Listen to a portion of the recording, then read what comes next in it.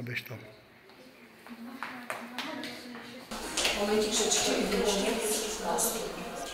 Na našej štvorke učím takmer celý svoj profesijný život. Pod mojím vedením sa do života úspešne zaradilo už niekoľko generácií žiakov a s potešením učím už aj deti týchto svojich bývalých žiakov. Učiteľstvo a vzdelávanie boli pre mňa vždy jedinou profesijnou cestou.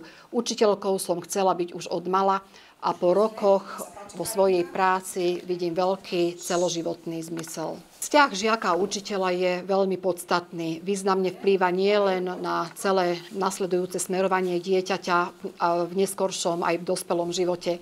Deti u nás nenadobúdajú iba základné vedomosti z predmetov, učia sa aj veci o živote, o svete, ktorý sa rýchlo mení a popri tom nezabúdame na to, čo ich robí ľuďmi. Avšak bola by chyba nazdávať sa, že od detí sa veľa nenaučíme aj my učitelia.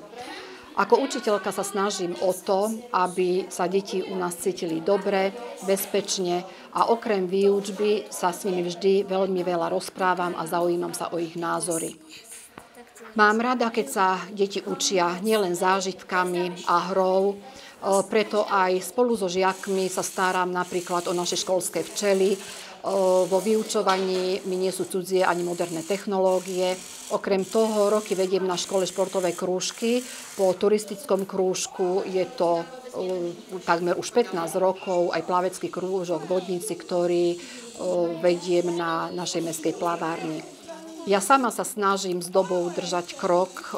Ak mi to možnosti dovolia, veľmi rada cestujem. Veľkou radosťou sú pre mňa moje dve už dospelé deti. Veľmi ma zaujíma, čo sa deje okolo mňa. Ak ma niečo zaujíme, viem to študovať do hĺbky a venujem tomu veľa času. Tento záujem o okolitý svet využívam aj vo voľnom čase pri spoločenských a vedomostných kvízoch, ktoré veľmi rada navštevujem. Doma nám okrem toho robí už niekoľko rokov aj naša mačička Elfy.